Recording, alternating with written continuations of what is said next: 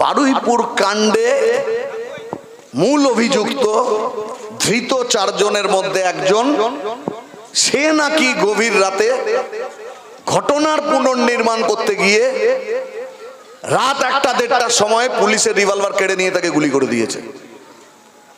তারপরে পাল্টা গুলি, এনকাউন্টার, মারা গেছে। মব লিঞ্চিং এরও একটা ঘটনা ওখানে ঘটেছে। মুখ্যমন্ত্রীকে বলতে শোনা গেল যে সেই ছেলেটি নির্দোষ, আর এই ছেলেটি এনকাউন্টার মারা গেল। তদন্ত হবে তো, তদন্তে এই ছেলেটি প্রয়োজন ছিল কি ছিল না, তদন্তে ওর কাছ থেকে আরো কিছু গভীর পরিকল্পনা জানা যেতে পারত কি পারত না।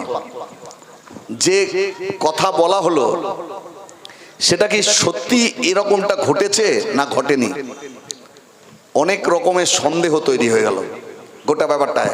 আরজি করে যেরকম সন্দেহের বাতাবরণ তৈরি হয়েছিল, তখন প্রশ্ন উঠেছিল প্রমাণ, তথ্য ইত্যাদি। তাহলে মুখ্যমন্ত্রী একজনকে নির্দোষ, এটা মমতা বন্দ্যোপাধ্যায় যেরকম বলতেন তেমনি শুভেন্দু অধিকারী বললেন। এর মধ্যে 12 বছরের একটা বাচ্চা খুন, রেপ, জনরোষের শিকার, মব লিঞ্চিং, অত্যন্ত অন্যায়, একজনের মৃত্যু। গোটা ব্যাপারটার প্রপার তদন্ত, তারপরে বিচার, তারপরে সাজা। গণতান্ত্রিক দেশে সব মানুষের বিচার পাওয়ার যে অধিকার আছে, তাতে এই পদ্ধতিতে যাওয়ার দরকার হয়। কিন্তু দেখা যাচ্ছে সরকার সেই দিকে ঠিক যেন যাচ্ছে না। এর মানে কি বলেন তো, স্বৈরাচার নেমে আসা। এটার সাথে যদি আরেকটা জিনিস যোগ করেন, গুন্ডা দমন আইন বলে একটা আইন তৈরি করা হয়েছে।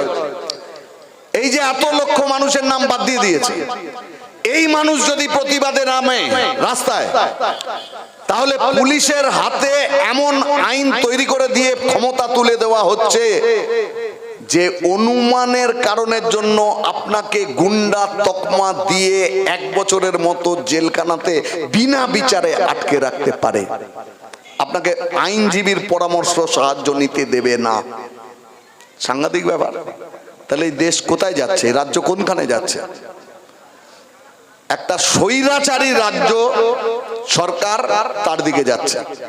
আমার শেষ কথা হচ্ছে, 3টি অদ্ভুত ঘটনা, 3টি অদ্ভুত ঘটনাই নির্বাচনে ঘটেছে।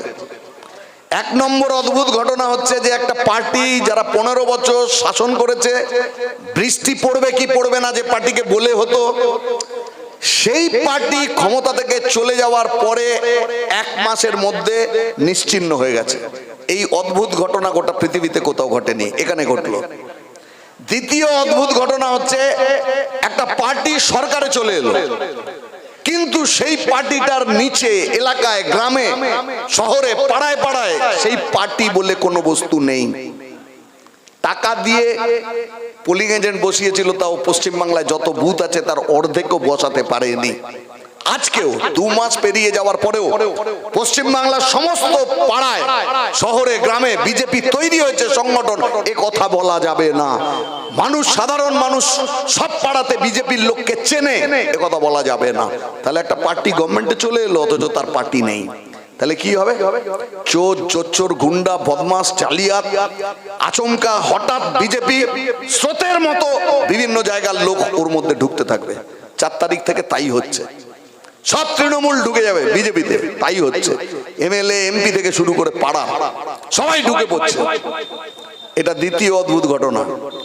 তৃতীয় অদ্ভুত ঘটনাটা এই যে একটা পার্টি সরকারে চলে এসছে বিপুল সংখ্যার আসন জিতে, কিন্তু মাত্র 2 মাস এত অল্প সময়ে এত বিপুল মানুষকে এর আগে কোন সরকার তার বিরুদ্ধে নিয়ে যেতে পারেনি। এখানে প্রবীণ মানুষেরা 77 সালের সরকার দেখেছেন, তার আগে 67 সরকার দেখেছেন, 69 সরকার দেখেছেন, 77 সরকার দেখেছেন, 2011 সরকারের পরিবর্তন দেখেছেন, 2 মাস সময় মাত্র এমন কাজ বিজেপি করেছে, যারা বিজেপিকে এনেছে তারাই মাথায় হাত, এক কাকে নিয়ে এলাম। গরিব মধ্যবিত্ত মানুষ তারা আক্রান্ত হচ্ছেন। এখন মানুষের কাছে একটা কথা চারিদিকে শোনা যাচ্ছে, গ্রামে শহরে, ট্রেনে বাসে, বাজারে হাটে, আমাদের লোকদেরকে দেখে মানুষ বলছেন যে এবারে তোমরা ভালো করে করো, এবার কিন্তু তোমাদের। এ কথাটা শুনছেন সব জায়গায়। এখন যে পরিমাণ লোক বলছেন 2 মাসের মধ্যে, এটা 4 মাস, 6 মাস, 8 মাস, 1 বছর, আরো মানুষ বলতে থাকবেন। ভোট বলে তো কোনো বস্তু ছিল না, পঞ্চায়েত সব ওরা মেরে ধরে সব কাউন্সিলর তারা, যাতে বিরোধী শূন্য থাকে। বিরোধী শূন্য থাকলে যা কিছু ইচ্ছে মতো করা যায়। এই আমফানের তিরপল অব্দি নিয়ে চলে গেছে, এখন সব তিরপল বেরোচ্ছে দেখছেন নানান জায়গা থেকে। তাহলে এখন যে সরকারটা হলো, সেই সরকারটা কি তৃণমূলের সরকারের থেকে আলাদা? পাড়ায় পাড়ায় দেওয়ালে ছবি আঁকা হতো ঘটের, দিয়ে বলতো লক্ষ্মীর ভান্ডার দিচ্ছি, দিদিকে ভোট দিতে হবে, আর যদি দিদিকে ভোট না দাও তাহলে লক্ষ্মীর ভান্ডার পাবে না। নতুন সরকার এলো, নতুন সরকার আসবার পরে লক্ষ্মীর ভান্ডারের নামের পরিবর্তন করে করলো অন্নপূর্ণা ভান্ডার, 3000 করে দিল। তাহলে লোকে কেউ কেউ ভাবলেন যে দারুণ টাকা, রোজ নতুন নতুন নিয়ম বের করে। এখানে বসে আমি নিয়ম এটা খুলে দেখলাম, আজকের খবরে এসছে সরকার আবার একটা নতুন সিদ্ধান্ত অন্নপূর্ণা ভান্ডারে নিয়েছেন।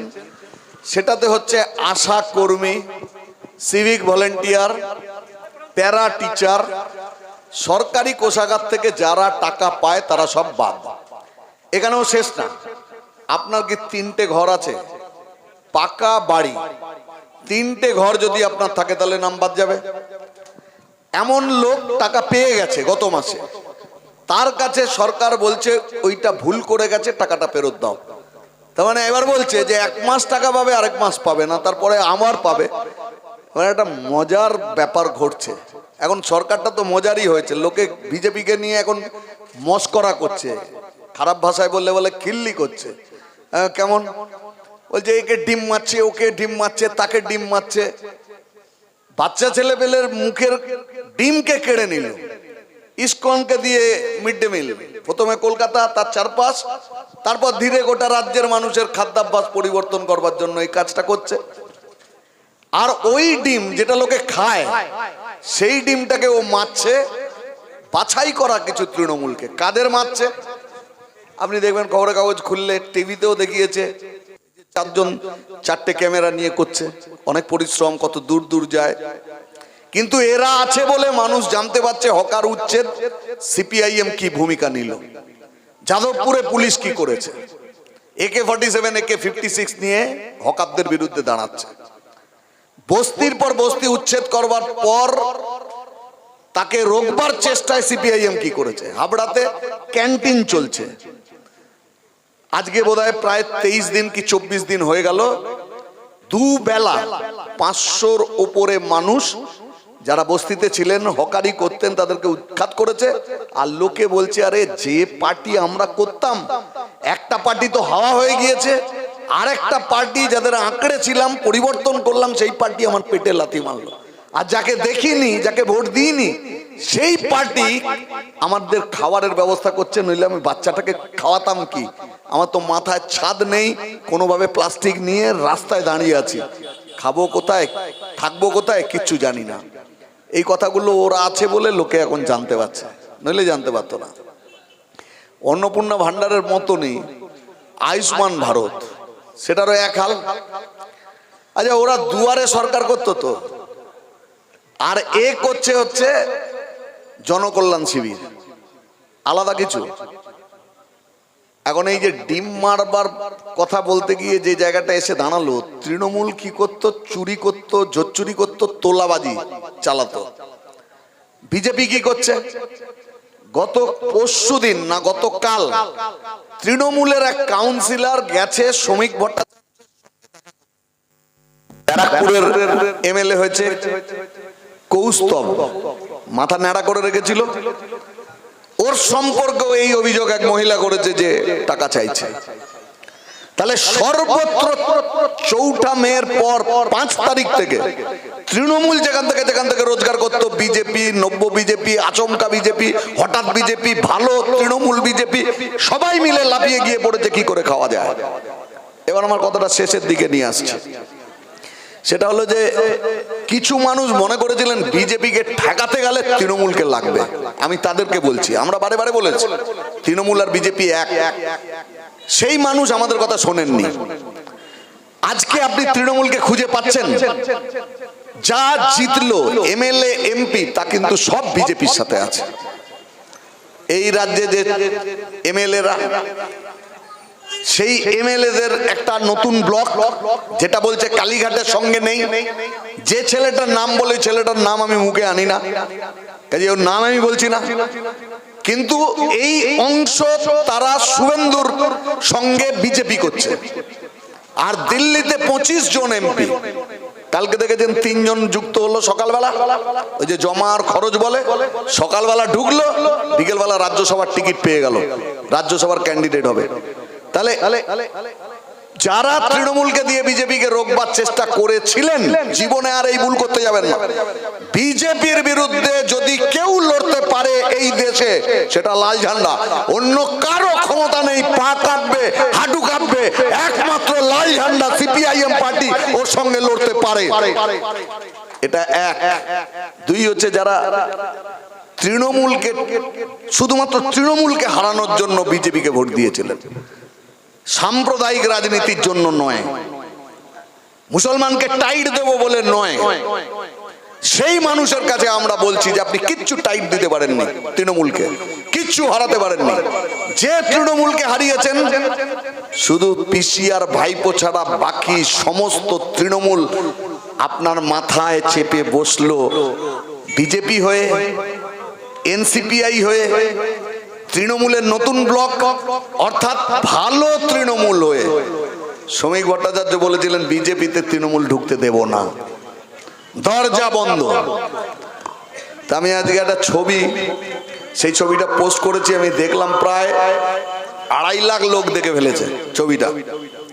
ছবিটা কি বলছে, ও তো দরজা বন্ধ করবে বলেছিল, তো দরজা বন্ধ।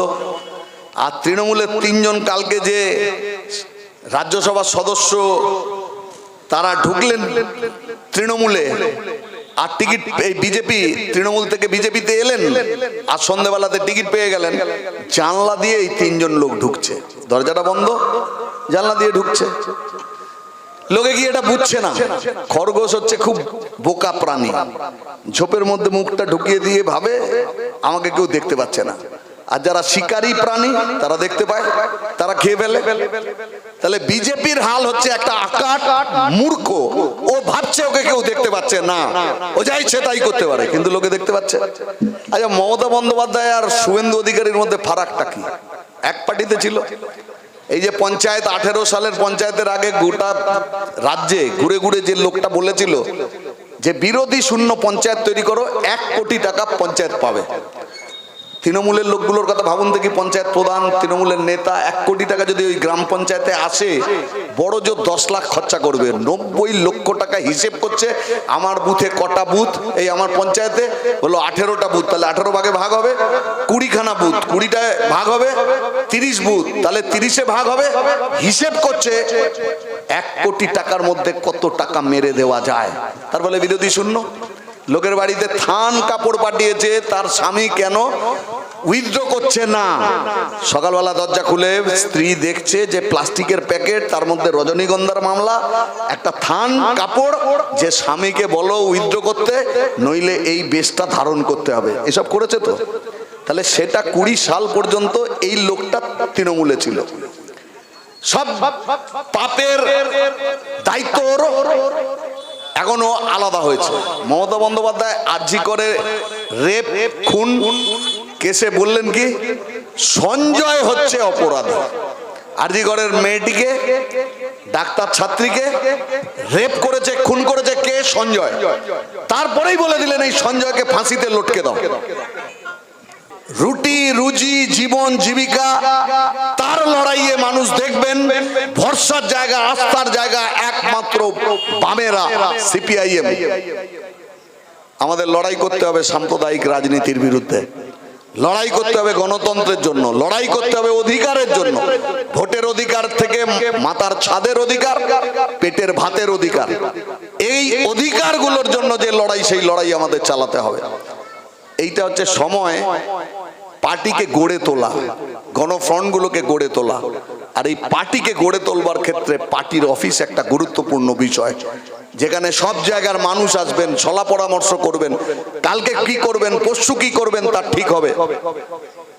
ট্রাইব্যুনালে আবেদন করাতে হবে মানুষকে, হাইকোর্টে যেতে হবে মাস সিগনেচার করে, তার জন্য আলাপ আলোচনা, ফর্ম থাকবে এখানে, মানুষ সই করতে আসবেন, সকালে বিকেলে গম গম করবে মানুষ। মানুষের জন্য এই কাজ করবার জন্য অফিস, মানুষ বোধ করবেন যে এটা আমার অফিস। কাজে অফিস নিজে একজন দক্ষ ভালো সংগঠক তার ভূমিকা পালন করে।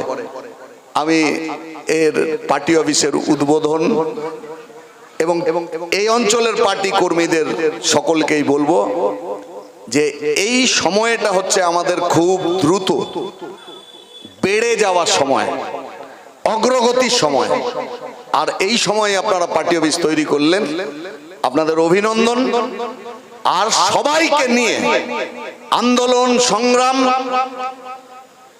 আর একটা দৃপ্ত শক্তিশালী সংগঠন সেইটা তৈরি করবার ক্ষেত্রে এই পার্টি অফিসটা বহু দূর পর্যন্ত যেন লাইট হাউস, আলোকবর্তিকা। অন্ধকার সমুদ্রের জাহাজটা কোন সমুদ্রের ধারে কূলে থাকা উঁচু আলোকবর্তিকার আলো দেখে তার দিক ঠিক করে। এই পার্টি অফিস হবে তামাম এলাকায় জনগণের কাছে আলোর ঠিকানা দেওয়া সেই অফিস, যেখানে মানুষ আসবেন, আমরাও মানুষের কাছে যাব। এই দিনে উপস্থিত সকলকে আরো একবার অভিনন্দন জানিয়ে আমি আমার কথা শেষ করলাম। ইনকলাব জিন্দাবাদ।